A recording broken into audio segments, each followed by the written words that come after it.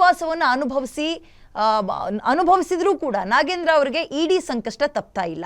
ನಾಗೇಂದ್ರ ಮನೆ ಹಾಗೂ PA ಗೋವರ್ಧನ್ ಮನೆ ಮೇಲೂ ಕೂಡ ಹಲವು ಕಡೆ ರೈಡ್ ಮಾಡಿದೆ ಇಡಿ.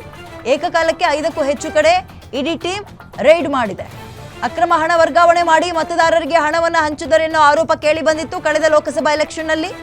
ಬಳ್ಳಾರಿಯಲ್ಲಿ ಮತದಾರರಿಗೆ ಹಣದ ಆಮಿಷ ಒಡ್ಡಿದ್ದಾರೆ ಅನ್ನುವಂತಹ ಆರೋಪ ಕೂಡ ಕೇಳಿ ಬಂದಿತ್ತು.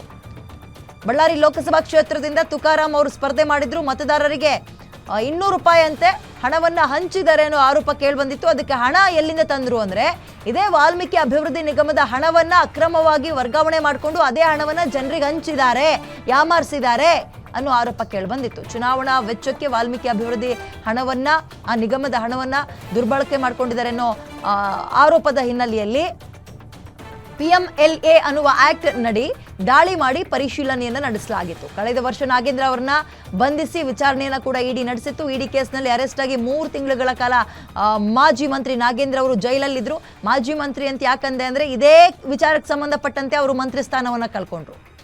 ಇದೇ ವಾಲ್ಮೀಕಿ ಹಗರಣಕ್ಕೆ ಸಂಬಂಧಪಟ್ಟಂತೆ ಮಂತ್ರಿ ಸ್ಥಾನವನ್ನ ಕಳ್ಕೊಂಡ್ರು. ಅದರ ಬೆನ್ನಲ್ಲೇ ಇದೀಗ ಮತ್ತೊಂದು ಸಂಕಷ್ಟ ಎದುರಾಗಿದೆ, ಅದು ಇಡಿ ಸಂಕಷ್ಟ. ಒಮ್ಮೆಲೆ ಅವರಿಗೆ ಸಂಬಂಧಪಟ್ಟಂತೆ ಮತ್ತು ಅವರ PA ಮನೆ ಮೇಲೂ ಕೂಡ ಒಟ್ಟು 5 ಕಡೆ ರೈಡ್ ಮಾಡಿದ್ದಾರೆ. ರೈಡ್ ಮಾಡಿದಂತಹ ಸಂದರ್ಭದಲ್ಲಿ ಏನೆಲ್ಲ ಡಾಕ್ಯುಮೆಂಟ್ ಸಿಕ್ಕಿದೆಯಾ ಅನ್ನುವಂಥದ್ದು ಪ್ರಶ್ನೆ ಆಗತ್ತೆ.